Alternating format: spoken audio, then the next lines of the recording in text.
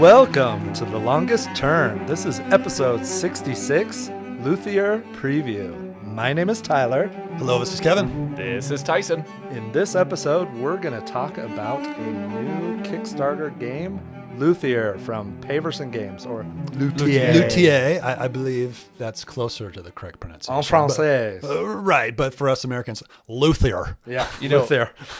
We talked to Greg recently, a buddy of ours who is a classical music kind of expert. He's working on his PhD in it or whatever. Yeah, right. Asked him, is it okay to call it Luthier or Luthier? And he said that it was okay for either pronunciations. Both of them are kind of generally accepted at this point in time. Huh. Well, we'll go with Greg then. Yeah, I like that. Yeah, so Dave Beck from Paverson Games was nice enough to send us a preview copy, and we've gotten some plays, and we're going to talk about Luthier. And for the first time ever, we're doing a video too. Yeah, this is a first for the longest turn. Let's see how it works. Yeah. So this is kickstarting right now. It will be fulfilling next year sometime. So this is co-designed by Dave Beck and Abe Burson. And the solo version is designed by David Digby and Richard Woods. And this is the sophomore game from Paverson Games. They, of course, gave us Distilled, which is an amazing game about distilling spirits. Yes. It's great. We all love that game. That's fantastic. Fantastic. So this is a follow-up to that. We've entered the classical, romantic, Baroque eras. It's music themed. And you gotta also mention that the art is done by Vincent Dutrait, who is one of my favorite artists, and it is a gorgeous production. I liked Distilled's production, but this has taken it up another level, and I think it's gorgeous by components and artwork. It's beautiful. Yeah. And this is going to come up again, but this is a prototype, and I would be happy to receive this on my doorstep. Yeah, this game looks better than most of my final version games that I have in my house. Like, this prototype is fantastic. There's some, placeholder art, but the art that is done is done very well. It really draws you into the theme. It's a fantastic prototype. That's because you have games like Modern Art and Parade in your collection. Yeah, well, I love the art in Modern Gorgeous. Art. They're both gorgeous. All right, so we're going to go over a quick rules explanation. Then we're going to talk a little bit about the game, what we like, and maybe a few things that we don't like as much. But we'll go over how the game plays to start. So this is the main board in the middle. Then you have individual player boards. This is a worker placement game. It's also kind of an area control game. It's got a lot of different mechanics in here, and we'll go over those. Anywhere on the board that you see a circle, that's going to be a place where you can place a worker, right? You have workers and you have apprentices, and I'll talk about how those work in a minute. This plays over 6 rounds, and there is a round sequence. So to start, you're going to get some beginning, or potentially get some beginning bonuses to start the round. There are patrons that you're going to get throughout the game. You get these patrons in the salon. They're going to go on your player board, and you move these cubes along this track, and these patrons will give you certain bonuses. So, for example, we've got this guy here. It is called the Pompadour. If he is on my board, I move my patron cube. There is a 6, and that will give me 6 money for that round. You can have up to 3 patrons on your board, and they're going to give you bonuses.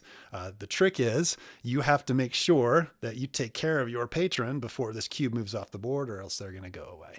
All right. So Got to keep them happy. you got to keep your patrons happy. You're trying to make them, to craft them beautiful instruments. You want to milk them for all their worth. Yes, And right. woo them with dulcet tones and everything else. And then once you make the instrument for them, then they can go on your player board. You tuck them underneath. You get ongoing bonuses for the rest of the game. So milk them for all they're worth, and then make an instrument, and then they still give you stuff, right? Which is pretty cool. So you get started round bonuses. Then you're going to advance your patrons cubes, which I already talked about. And then you're going to place or remove instruments onto your workbench. You see on the board, there's a guild. These are where you're going to get your instruments. You place them in the rough-in area, which is to the left of your player board. And then throughout the game, you're going to have the chance to move them to the right of your player board, which is the finishing area. Okay. but you have to get them out on your board first. There's 2 slots. There's one slot on the top, one slot on the bottom on both sides of your player board. So that's the first part of the round. Then you're going to the planning phase. This is where you put your workers out onto the board, and potentially, if you've earned them, you have apprentices. The trick of this game, and the part that I think is kind of cool, is you're doing this in secret. You start the game out with a 1, 3, and a 5 worker. On your turn, you're going to take one of those and you're going to secretly place it on the board in one of the worker placement spots. Only you know what that worker is. You can optionally place one of these assistants on top of that, up to 3. So let's say I want to go get a patron. I'm going to put it on the board in the salon. So I've gone on the salon. Then it goes in turn order to the next player. They have the option to go anywhere on the board, including the place that I went, the salon. They just stack on top of that piece. Okay. You go around, everybody taking turns until everybody has placed all of their workers and all of their assistants that they have wanted to place. And then that part of the round ends. So that's the planning phase. Then you go to the resolution phase. Resolution phase is when you take all the workers off the board. So if it's your turn, you can pick any spot on the board that has a stack of workers, and then you resolve those workers in order. The way that works is you take the stack, and there's this, I think that's a violin neck, and then we can take them off of the salon. And starting with the bottom, it goes first, and then you separate by color, and then you reveal. Whoever has the highest value goes first, and the assistants are worth 1, and then it goes progressively lower, and that's the order of how that action is going to be resolved. If there is a tie, and this is very important, then the person who plays first breaks that tie. Then you resolve that action. So in the salon, you get to take a patron. That's one of the options that you have. If you play a 4 or higher, then you also get to take the bonus of one of the patrons that you have on your board. And you also get to move a cube back 1 space on that patron on your player board. Okay. So if you look at all of the spaces, they all have a 4 bonus, and that 4 bonus will give you something extra for that action space if you play a 4 or higher. All right. The perform action means you're performing to meet the requirement of one of your patrons. And this one involves dice rolling. Yep, that involves dice rolling. Because you never know how someone might perform. I mean, they might be on their game or they might not. Yep, so this is the chance element in the game, right? Yep. So if you look at those dice, they have a certain number of musical notes on them, and you're going to count up those musical notes and add up the value of the workers that you placed on that area, and then select one of the available cards, paying a cost if applicable, and then you get a reward, potential reward for that card. That cost part is kind of important to note as well, because in the game, determining the first player is going to also determine what is available to you, right? So because Kevin played the green 5 on the salon space, he gets to go first and choose any of the available. If, for example, he chooses one of the first ones and it is taken away, and Tyler wants to go for the next one, he only has what's available. And some of those, if all 3 of us had played, for example, in this instance, one of us would be having to pay for that patron. If they can afford it, right? Correct. There's times where you might run out of money and Yep. you might not be able to get the one that you want, Yep. and you might not be able to get one at all. There's always an alternate reward that you can do on each location. Yeah, so you can get resources, for example, or you get other tokens. So you're not completely shut out, right? Yeah. You could be forced to, if you really want that card, you could be forced to pay if you have the money to get that card. Or if you're not first, somebody takes the card that you wanted before you were able to get it. So it adds a little bit of tension if you're not first to be able to select whatever card you're going for. Especially with the perform and the repair. You're going for specific cards because your patron might want a classical performance, or they might want a Baroque performance, right? And so each of these cards is from a different era. There are 3 different musical eras, and you'll see that both in the symphony and on the patron cards as well. And then also on the performances, the repair requires special types of instruments. So you have string instruments, you have winds, and percussion and keyboards. So both different type of instruments that comes into play with the repair and the type of instruments that you are building, and then also the different eras of music. Yep. And your patrons can want different things, right? So you got to make sure that if you're repairing an instrument, it's an instrument that your patron wants repaired, and then that satisfies one of their requirements, right? So there's a lot to think about in this game for sure. So when you perform, you have these little discs that have a musical note on them, and you can then place that on one of the instruments in the orchestra pit. And then you get that bonus. When you repair, there's also a token that you get to place in the orchestra pit, and it's the same thing. You get that bonus as well once you place that. And there can be other cards that give you bonuses at the end of the game for having those tokens out on the board. And then there's a hierarchy here going on, right? Of the types of things you're putting out there when you're putting out the discs for a circle, for a performance, or you're repairing something. You're trying to get first chair. You're trying to be the best at that instrument in there. But later on, another player could come and try and, when they've completed a instrument that they've created, they get to put out an instrument token, and this is kind of your trump token. It will always take first chair over a repair square or a performance disc. So you're trying to strategically put these discs and tokens in places where they're going to have the most value for you, because essentially at the end of the game, one of the scoring measures is you're going to try and have the most first chairs on the board. It's an area control kind of aspect to the game. So, we mentioned these the instrument tokens. So that goes along with your board. And we mentioned the player board, the rough-in area, and then the finish area. So there's actions that you take in order to get an instrument from the rough-in area. So you take the left action, and it will move it over. And as long as you have space, even if you don't have space, you can replace one that is currently there. But you have 2 spots that you can place in the finish area. And then you take the finish action in order to get that instrument completed. You get points, and then you also get to place one of your instrument tokens out into the pit on that instrument. So that's kind of the way that you get those out. You need to make sure that you have the right resources in order to do it. But once you have the right resources and you take those actions, you get those instruments out onto the board. If it seems like there's a lot going on in this game, Oh, it's there's a because lot there's a going lot on. going on in this game. Yeah, there's multiple locations that you can go.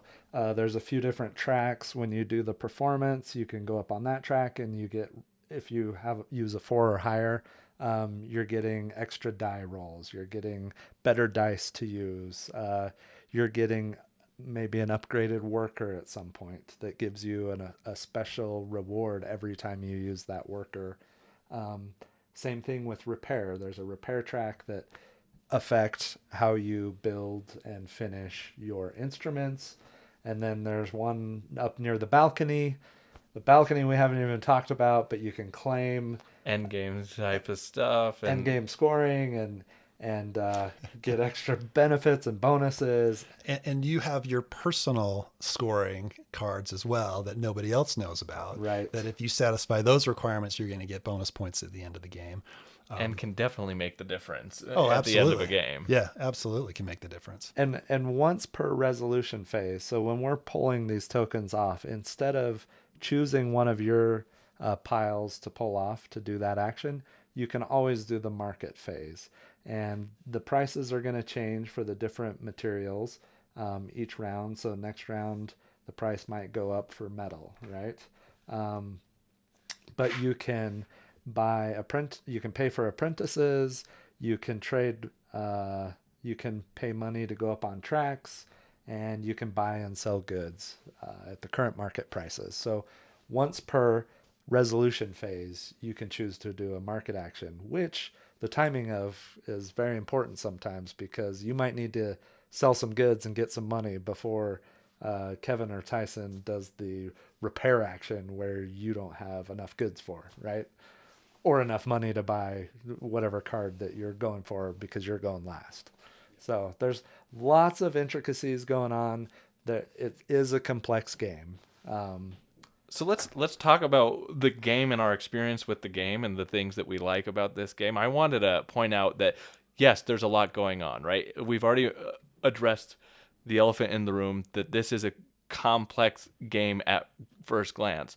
However, I will say that when I first was introduced to this game, I watched the How to Play video, and you guys had already played at that point, and I hadn't had a chance yet to play. And so I came in watching the How to Play the video and said, I think I got a general idea. Let's kind of just dive into this. And the game was intuitive enough for me that off the bat, I could start to pick it up just from watching that video and not having a full explanation at the table of the game. So I am impressed so far with this game at how, like, even though it is overwhelming, there's a lot going on with it that is intuitive and makes sense. If you've played a lot of games, worker placement games, you can see how the actions will work together. If you have played any area control, you can see where the strategies are there. And I really like that about this game. Yeah, I think the mechanics tie to the theme very well, right? And whenever I get a game that the mechanics tie to the theme, it just makes sense to me, right? I can imagine, like, whenever this fulfills, right, going back to it again, I think it's a game that would come back very quickly, right? And I love games like that. It's like when we talk about Anachrony a lot. If it goes 6-7 months between Anachrony plays, I just jump right into it again. You know, it's just because to me that game, the theme matches the mechanics, and I think that's what this game does as well. Yeah, it's interesting that you guys brought up theme. I mean, this is another theme like Distilled that does nothing for me, but yet the experience is so engaging, and the theme is so well intertwined that it comes alive when you start playing it. I love this game. I really, really enjoy it. There is a lot of different things going on, a mashup of a bunch of different mechanics, but they're all done so well, and they each have like a little bit of a twist to them. So it's not just, straight blind bidding or straight worker placement. I mean, there's some interesting little tweaks going on throughout this game. Yeah, and I think I like the theme. I think it's refreshing, right? Yeah. I think it's something that's unique, and I don't want I love space games. Right. But if this was a space theme, I'd be like, oh, it's just another space game. Right. This is something that I've never seen before that I think is unique, and the art is fantastic, and it kind of draws me in. So I like the theme. I'd probably choose this over some other theme. It's not that I don't like the theme. I just I've never woken up in the middle of the night and be like, how come there's no board games about making instruments? But I'm not a musical guy. I like piano. I played a little piano when I was a kid, but this theme is awesome, and it blows me away when you start playing it, right? Sure. I think that's the Paverson legacy so far that we've started to see develop, right? Like, Paverson Games came out with Distilled, a theme that I would never have got latched onto in a million years. It just didn't strike me, and yet it added to its charm that it was so well implemented, and it taught me something about distilling that I had no concept of, and I really enjoyed it. Luthier does the same thing to me. It's a theme that, for me, I'm more attached to classical music than I am to distilling, but I still don't think I was seeking out this game, right? And yet it has a charm to it that just pulls me in, and everything I'm doing about it makes me feel that theme. And I didn't know, like you, Tyler, I wasn't asking. I want to be pulled into a classical music theme and experience that, but I feel it, and there's a lot here. There's theme in the components, and you look at the different things that is going on, your own patrons and your own different player boards and things like that. You have some stuff going on that it tells a story, and I really like that about it. I will say, agreed. It was a blast turning on classical music while we played this. So the last time we played, the first 2 rounds, I had Baroque era music playing, and then the next 2 rounds classical, and then the next 2 rounds romantic. And I gotta say, I'm a Baroque guy. I didn't know it, but I am. And We'll see. There you go. Now you connect with the theme. right, Yeah. I mean, there was a lot more music there that I recognized and was like, oh, I love this song. And it helped bring that theme alive even that much more. And you got plenty of great playlists that you can put on while you're playing this game, and it'll just add to it. Yeah. I love the patrons.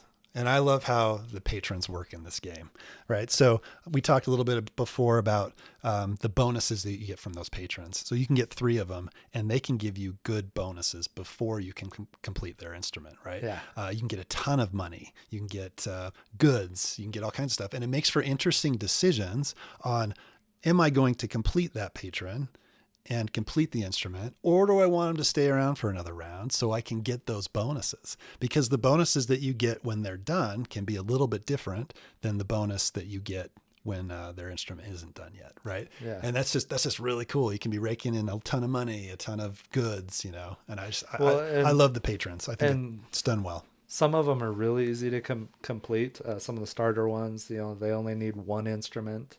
And then there's other ones like Svetin.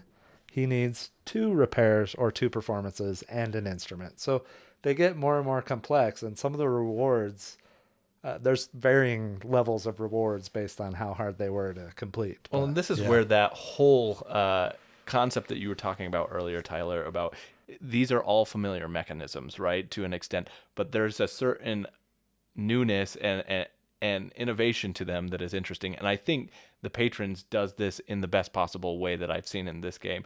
And what it does with that cube, the timing, right, as you're moving along that board to try and, like you said, Kevin, maximize the rewards that you can get out of this patron, you're also cognizant of, I need to fulfill some of their requirements, because if I don't, they're going to be dissatisfied with me and they're going to leave. Yeah. So what can I do? How do I time this appropriately that I'm renewing their interest and resetting that cube so that I can do more with them and maximize the awards that I'm getting out of them? And it is so satisfying to reset and to keep them interested at whatever you're doing for them, right? And I love how thematic it is, right? Yeah. So you fulfill a repair requirement for that patron. They're happy again. Their cube moves to the left, right? Yeah. They're going to be around for a little bit longer. I just think it's awesome. You lead them along a little bit. Hey, this is going to cost a little bit more. You milk some more money out of them. Yeah. Something came up with the wood that I purchased or whatever. Yeah. I need more materials. Yes. I've never commissioned a musical instrument be instructed. The closest I can come to is I had my board game table custom made, and I can tell you every time that guy was making updates and sent me like a status update. Hey, I've moved it from my workbench, my roughing bench, to my workbench, and like the status updates, I was renewed interest. I was right there, and absolutely super thematic there. Yeah. The patrons are great. My favorite part of the game is the blind bidding and all of the decisions that come into play, because you're essentially trying to plan out your whole round. You're thinking ahead to the next round. The game's played over 6 rounds. After the 2nd round and the 4th round, you get more workers, and they have bidding powers of 2 and 4 respectively, and you get more action. So the game kind of scales up a little bit. You get more workers over the course of the game. Some of those later rounds are a little bit lengthy, but there's a lot of planning involved in, hey, I need to rough an instrument, I need to finish it, but I also need to get a new patron for next round. I need to get a new instrument. I need to perform. I want to go up on the performance track. I mean, there are so many interesting decisions, and you know what the numbers are that everybody else has to start the round. But once people start playing tokens, they're all face down. It's like, okay, I really need to go first to pick in the salon to get the patron that I want. I got to put my 5 there. Maybe I'll throw in an apprentice. So many cool decisions there. And then the actual reveal of the stack to find out how you did. is just exciting. And for I think me. that's the difference right there, right? Like, again, this is a unique mechanism in that component of it. We've seen blind bidding before. We've seen worker placement before. What we haven't seen as much is this kind of blind bidding reveal with the apprentices tacked onto it that can do I think I need to add an apprentice or two to this one, because I know that Kevin just put a disc down and I know he has his 5, and I can see on his patron board that he's going to have to do something for that patron or else they're going to fall off. So I've got to be paying attention to that. Or is he putting a 5? Maybe I he's don't going for know. something else. He could be going for something else. I Yeah. put my 3 here. I've got an added apprentice so that I can get the 4 bonus and go up on the track, right? Or do I have my 5 there because I want as many as possible because it's a performance, so I can Right. get the better reward for that, right? Yeah. So you're second guessing all the time what people are putting out there. Yeah. Well, and to kind of tack onto what you said, if you like long-term planning, this game is for you, right? Like, hands down. You have to have long-term planning in this game, or else you're not going to be successful. There's these goals at the end, that you can fulfill, that you're working towards. Like we mentioned, the secret goals that you have yourself that you're working for. You have to really plan to get your instruments done and satisfy the patrons. There's so much planning and so much long-term planning in this game. And a little bit, it borrows from Distilled, right? You got your end game scoring in Distilled. These ones, if I do the highest action or the highest reward, then nobody else can take that reward. In Distilled, when you complete one of those ribbons, you're completing it first and nobody else can get it. So you can kind of lock up a space and prevent other people from getting those rewards.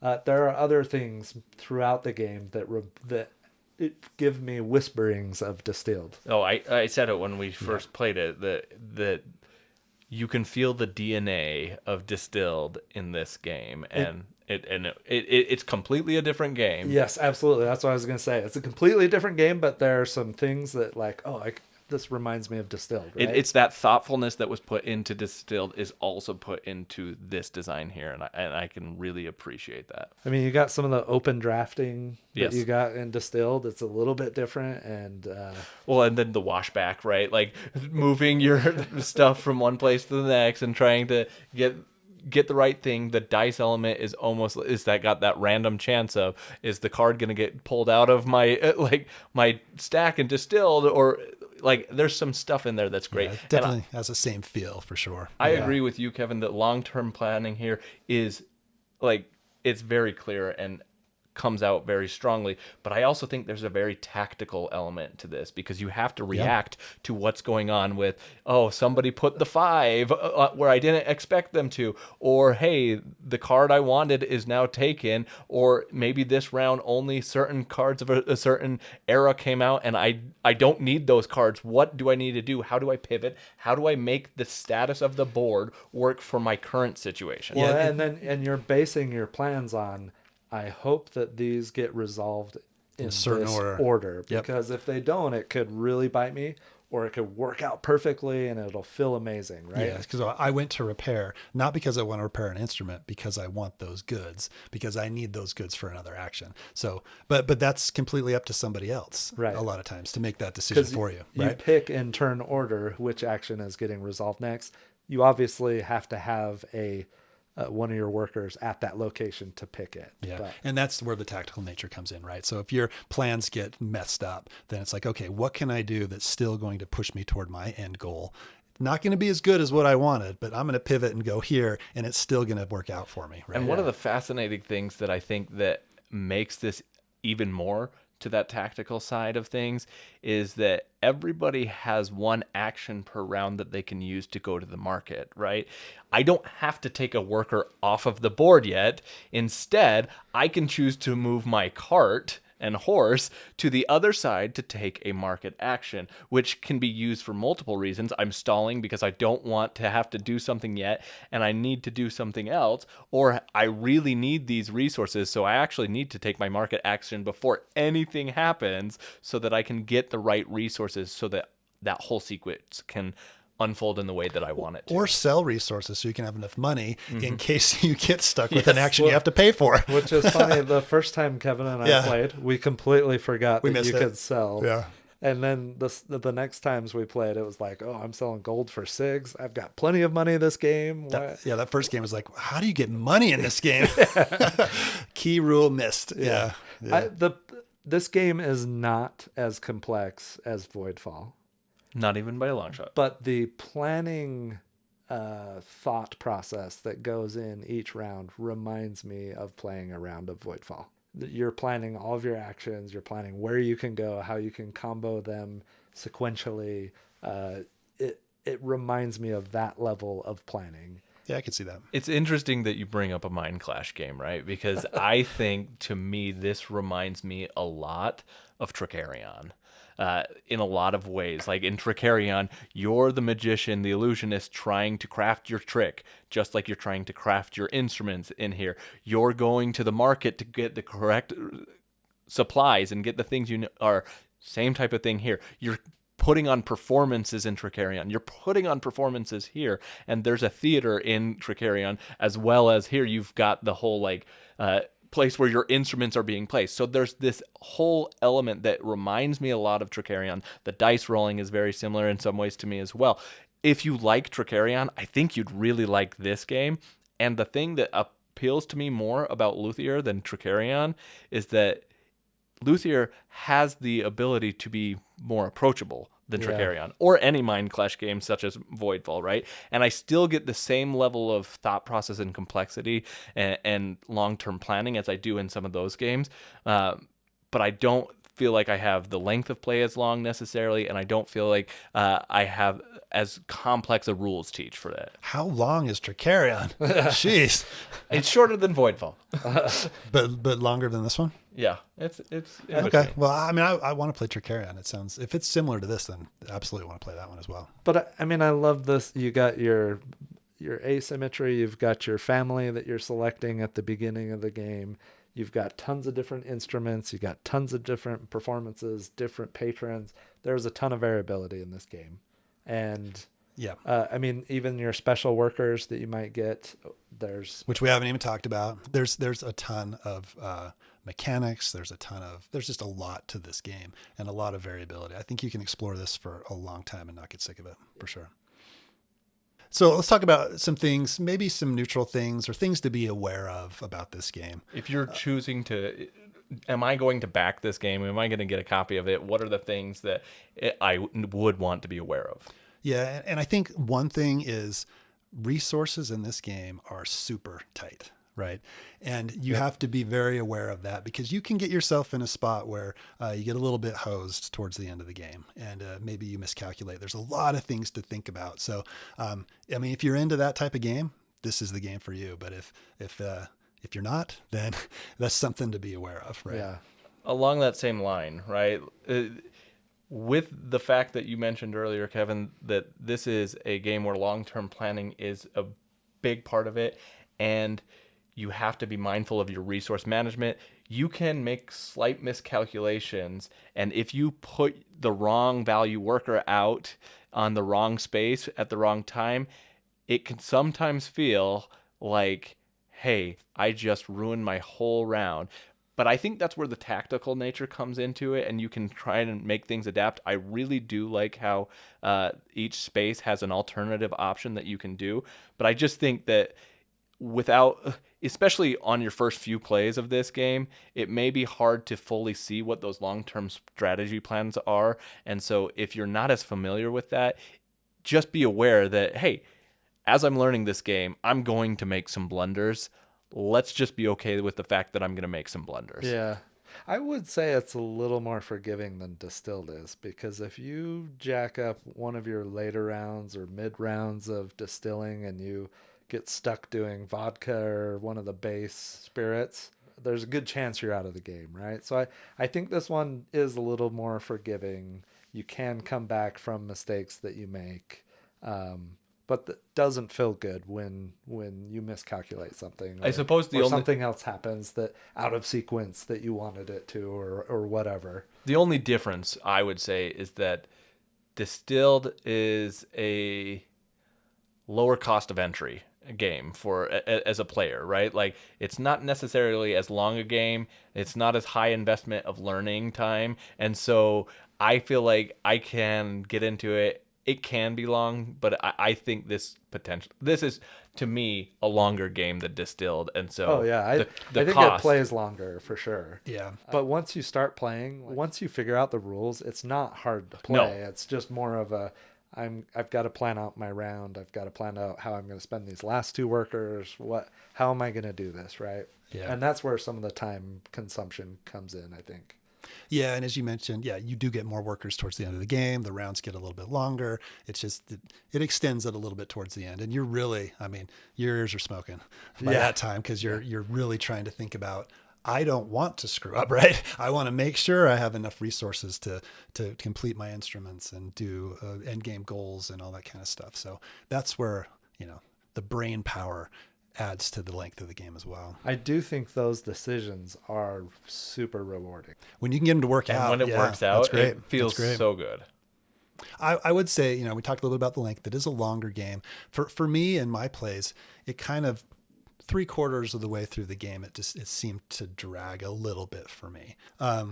So something to be aware of, like when you get to the last quarter of the game, it picks up because, you're really trying to maximize everything. But for me anyway, around that 3/4 mark, I'm like, man, this is a long one, right? Yeah. This is a little bit of a slog. But And it falls into that same category of every other game. If we didn't have a podcast and we played games more than a few times and we kept playing and playing, our plays would speed up quite a bit in this one, I think. Well, and similarly, Sure. I think that along those same lines, I only have so much shelf space for long games, right? Like that's a precious area. Yeah. So if you're like me and you can only get a certain amount of long games played every year or every so often, you truly have to consider, is this game, does the theme and the mechanism match what I want in the long game? And I think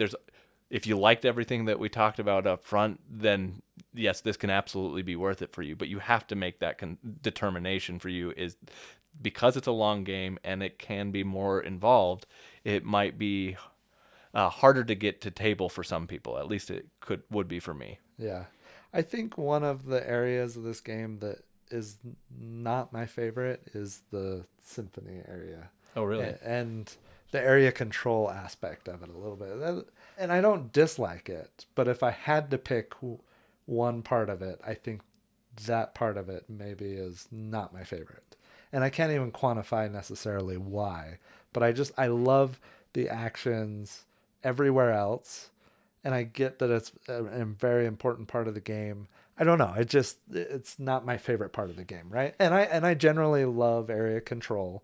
it doesn't speak to you. I mean, I think the first chair part of it is actually very interesting. Yeah. Like, you can kick somebody down, right? Yeah. If you do it right, which is interesting. Get out of my chair. Stab him in the back. But yeah, With a viola. I think that's thematic. I was in a band, and I remember going all the way down to the bottom chair so that I could challenge my way all the way back up and take it all the way to first chair and show that I owned it. No, maybe that's like a stabby stick right there. That's the baton's the stabby stick. Yes. Yeah. It's to ensure that if there is AP, it's very clear that it's you messing up the turn. Yeah. Wham! Yeah. This board is nice. We stopped kind of using it after a while. Yeah, because if you have to pass it around, and it's almost easier just to take the stack and just put them in your play area, right? Yeah. I like the idea though. Yeah. It's a big game though, right? And I can't reach over to that area very easily and take it. And sometimes the spot is right here that I'm going to grab, but sometimes it's all the way on the other side of the table. And so I think we just found that it was easier to just take it off where anybody was and line it up, right? Yeah. Well, one other thing to keep in mind is, especially in the last round, when you need certain things, it's a little bit of luck of the draw if something comes up in the repair slot, for example, that doesn't match what you need. Mm-hmm. And there is a mechanic in the game where you can spend, 10 to dig through that stack to get the instrument that you need. Which I really like. Which is really cool, and that mitigates that a little bit. You But have 10 to is have costly as well. 10 is costly, and it can be hard to get there. You can plan for that. Usually by the end of the game, you could have. I mean, you're in a better spot to have more money. Unless you Yep. didn't play. But you have to remember, you have to play an assistant there as well. Because if Yeah. you don't play an assistant or you don't have an assistant, then you can't take that action. So it's a little bit, I mean, you can plan for it. But if you're not in a position to be able to do that, it can be a little bit of a kick in the gut when you like, I need this instrument. It didn't flip over. It's like, oh, come on. Yeah, but it is nice that option is there. Yeah, right. Because in distilled, yes. you're trying. Let's say you're trying to get a bunch of fruit sugars, right? And they don't come up, and they don't come up, and then one comes up, but it's somebody else's turn, and they're also going for it. They buy that sugar, and that you don't have another option, right? So at least in this one, I do like. Yes, it's expensive, but it is cool. You can pick the type that you want. Hopefully get something that you can use. So there is a little bit of good mitigation there that not necessarily existed in distilled. There were a couple of abilities and different bonuses that you could use. You could go to the truck to get whatever you wanted type of thing, but yeah. So I like that. But yeah, if you need a wind instrument and for your first patron, and it's like 3 rounds before a wind instrument shows up, then that can be frustrating. Yeah, and if it's early game, you just don't have the option to spend 10 to do that, so it's something to be aware of. I don't think it's bad. It goes back to the tactical nature of the game, right? Yeah. Where you have to pivot and do something else, but maybe something to be aware of if that's not your style. I love when you get 3 patrons and you're trying to keep them all satisfied and happy, and when you can successfully do that for a couple of rounds in a row, it feels really good.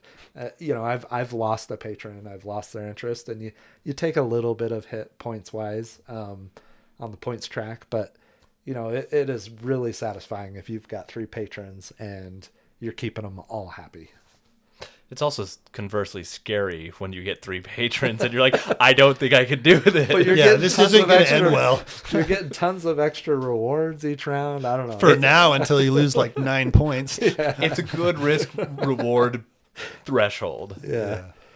Should we maybe give our final thoughts? Yeah. Let's do it.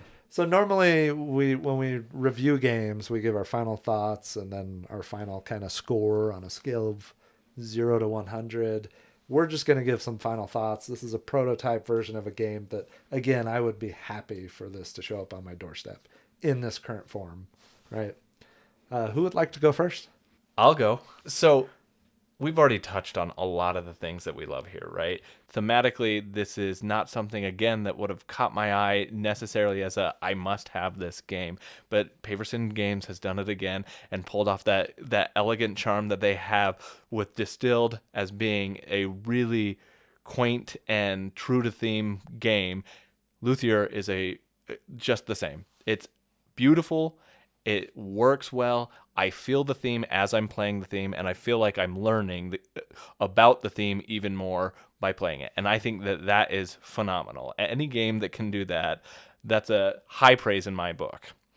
I also really love the patron mechanism that we've talked about. I think that's probably one of my favorite parts of this game, balancing that satisfying their needs with making sure that I'm getting the things I want to do throughout the rounds, and combined with the worker placement element and the blind bid of that worker placement element, I think there's a lot to love in this game. There is a lot going on, and it's a heavy approach for the game, but I think that once you've got it, you've got it. And like Kevin kind of said early on, coming back to this game, it's probably going to be easy to remember how this game works just because it's so well tied into the thematics and mechanisms of this game. I think this game is a really good game. I'm super excited to see what else Paverson has in store after this. Yeah, I agree with all of those things. Like I said before, if you're into long-term planning, this is the game for you, right? This is a fun puzzle, a fun mind-bending exercise to try and figure out all the different mechanics, make them work, and have everything come together at the last minute. And hopefully, you get a lot of points for everything that you've done, right? I think it's great. I love the theme. I think it's, like Tyson mentioned, integrated very well into the mechanics of the game. I like how it's a unique theme. The worker placement, as we've talked about, really cool. I like the blind placement of your workers and all the eyebrows that get raised around the table of what is that worker? Yeah. I just think that's cool. The reveal is so much fun. Yeah, the reveal's awesome. And I think it does a lot of things really well.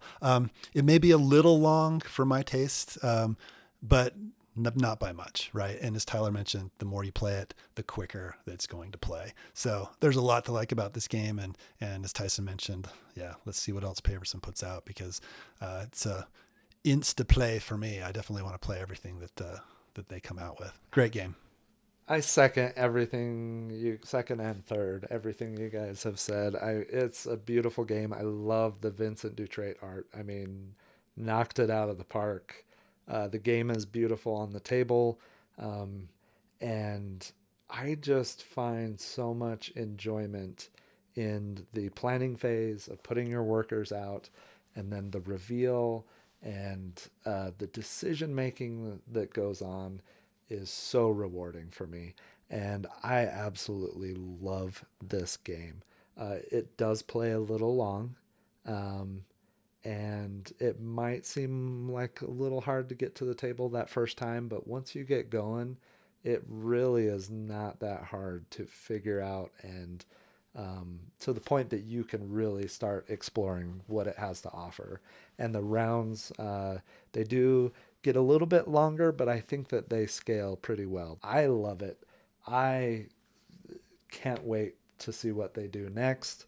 You can tell that like Distilled, so much passion and love and care was put into this game, and the development of it. It's amazing. And if I had to pick between two games in my collection, I would pick this over Distilled. It is a little bit longer of a play, but I think I enjoy the gameplay more than Distilled. So it is a fantastic game. I'm excited to see this fulfill next year. It's going to be awesome. And I look forward to many plays of it. That's some high praise. Yeah. All right. I almost called it a masterpiece. Whoa. That would have been thematic. That would have been thematic. I don't know that I have enough plays of it yet. And I would love to play the solo and see if the solo play is as fun and engaging as the Distilled solo play is. I would be very curious about that, because Distilled was a phenomenal solo experience. One of the best ever. Very low overhead on that one, right? Yeah. Probably, from an elegant standpoint, the best, most elegantly designed big box game to a solo design that I've ever seen. Yeah, I agree with that. Cool. So this is Luthier. We